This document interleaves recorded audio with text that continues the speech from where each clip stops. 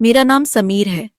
मैं गांव से पढ़ाई पूरी करने के बाद शहर में पढ़ाई करने आया था ताकि अपने माँ बाप के सपनों को साकार कर सकूं। कहने को तो यह शहर बहुत बड़ा था, हजारों मकान थे, पर मुझको रहने के लिए एक छत तक भी ना मिल सकी। मैंने बहुत कोशिश की पर कामयाबी ना मिली। एक कुंवारे लड़के को कौन किराएदार रखने का जोखिम उठाता। दर दर भटकने के बाद आखिरकार मुझे एक आंटी जी मिली। उनका नाम मंजू देवी था। उनके घर में सिर्फ वह और उनकी बहू अंजलि थी। अंजलि बहुत खूबसूरत थी। मैं पहली नजर में ही उसका दीवाना हो गया। उनका बेटा एक कारोबारी व्यवसायिक था। वह अपने काम से ज्यादातर बाहर ही रहता था। उन्होंने मुझे अपने साथ रहने की इजाजत दे दी।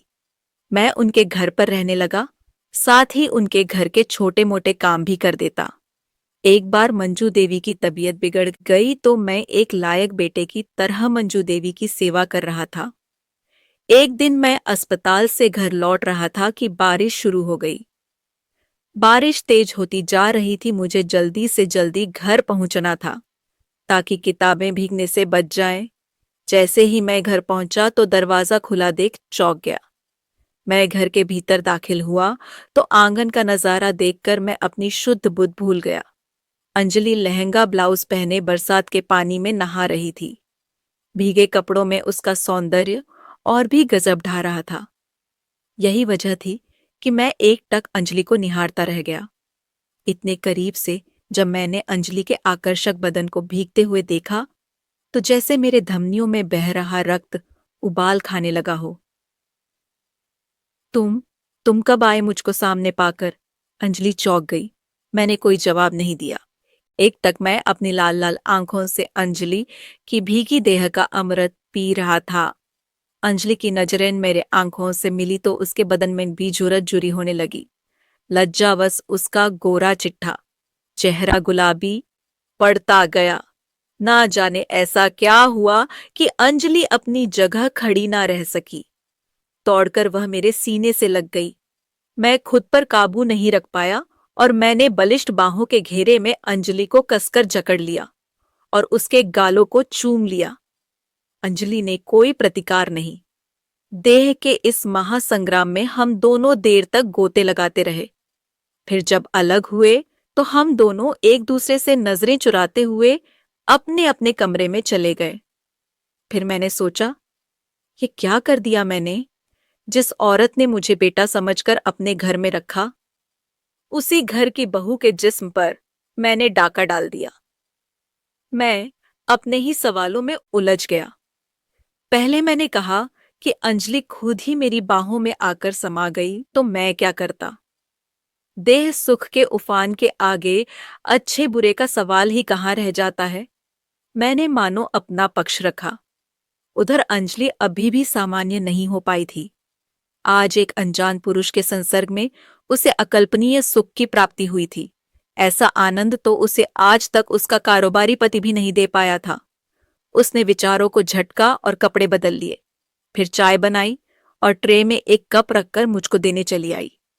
मैं सोने की तैयारी में था। अंजलि को सामने खड़ा पाकर मैं हड़बड़ा गया। लो, चाय पी लो। पानी में इतनी देर भीगने के बाद चाय पीना ठीक रहता है। अंजलि ने कप आगे बढ़ाते हुए मुस्कुराकर कहा। सचमुच चाय अच्छी बनी थी। रात के खाने में अंजलि ने मेरी मनपसंद करेले की सब्जी बनाई थी। ना जाने कैसे अंजलि को मेरी पसंद नापसंद का पता चल गया। यहां तक कि दाल सब्जी मिठाई में मुझे क्या क्या पसंद है उसकी बाकायदा लिस्ट अंजलि ने बना रखी थी। एक रात वह दूध का गिलास लेकर कमरे में आ गई। मुझको गर्मी लग रही थी। मैंने ज्यादातर कपड़े खोल रखे थे। अचानक अंजलि को सामने पाकर मैंने तौलिया उठा लिया। यह देखकर अंजलि जोर से हंस पड़ी। निर्झर झरने सरीखी हंसी कानों में मिश्री घोल रही थी। पारदर्शी गाउन में अंजलि किसी अप्सरा जैसी नजर आ रही थी। गिलास मेज पर रखकर वह पलंग पर ही बैठ गई और अपने हाथों से मेरे बालों को सहलाने लगी। मैं इतना भोला नहीं था जो कि स्त्री के मनोभाव को न समझ पाता।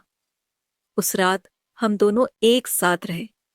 पूरे घर में हम दोनों अकेले और रात की तन्हाई का सहारा। ऐसे में कोई कसर कैसे रह पाती? 2-3 दिन में मंजू देवी अस्पताल से स्वस्थ होकर घर लौट आई और मुझसे कहा, बेटा तू तो मेरे सगे बेटे से भी बढ़कर निकला। अपनी सेवा से खुश मंजू देवी ने मुझे ढेरों आमदे डाली। मुझे और अंजलि को लगा कि माँ जी के घर लौट आने के बाद वे शायद अब नहीं मिल सकेंगे। पर देह की भाषा जब देश की दरिया तक लांघ जाती है, तो फिर यहाँ एक ही घर में रजामंदी के साथ मिलने में क्या मुश्किल आती। अब तो हालत ये थी कि जब दिल करता मैं अंजलि को अपने कमरे में बुला लेता और उसके साथ देह की तृष्णा पूरी करता। और अंजलि को भी मेरा साथ अच्छा लगता था। पति की अनुपस्थिति में किसी भी स्त्री की देह जो सुख चाहती है, मैं वह सुख अंजलि को प्रदान कर रहा था। देह सुख के इस भोग में हम दोनों शायद ये भूल गए कि सुख हमेशा अकेला नहीं आता, अपने साथ दुख भी लेकर आता है। अंजलि के समर्पण ने मुझको निरंकुश बना दिया। मैं हरदम मनमानी करने लगा। अंजलि मेरे लिए जिस्म की भूख मिटाने वाली महज मशीन बनकर रह गई। भावना की जगह अधिकार हावी होने लगा। मैं एक पति की तरह हुक्म देकर उससे बात करता। एक बार तो मैंने हाथ भी उठा दिया। धीरे धीरे मेरे और अंजलि के रिश्ते में पहले जैसी बात नहीं रही। अब हमारे मिलन में वह पहले जैसी गर्माहट भी नहीं रह गई थी। हम दोनों के लिए संबंध बोझ में तब्दील हो चुका था।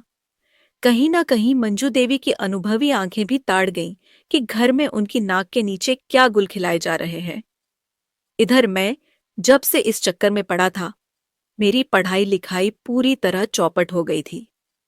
एक रात जब मैं नाइट लैंप की रोशनी में पढ़ रहा था तो अंजलि मेरे कमरे में आ गई। उसने लैंप का स्विच ऑफ किया तो मैं चीख पड़ा, ये क्या तमाशा है, जाकर अपना काम करो और मुझे पढ़ने दो। अंजलि ये सुनकर हक्की बक्की रह गई। उसे पहली बार महसूस हुआ कि पति की गैर मौजूदगी में किसी गैर मर्द के साथ संबंध बनाकर उसने कितनी बड़ी भूल की है। नहीं, अब वह इस दलदल में और नहीं गिरेगी। जो होना था हो गया। ये संबंध अंधे कुएं में गिरने के समान है। मुझे कुएं में नहीं गिरना। अंजलि ने मन ही मन निर्णय लिया। उसने फोन करके अपने पति को जल्दी आने को कह दिया ताकि ये किस्सा विराम ले सके। मैं भी जितना जल्दी हो सके इस संबंध की बोझ को सिर से हटाने के बारे में सोच चुका था। मिलने की पहल रजामंदी से हुई तो अलग होने के लिए भी परस्पर रजामंदी काम आई। मैंने बहाना बनाकर घर छोड़ दिया और दूसरी जगह जाकर रहने लगा।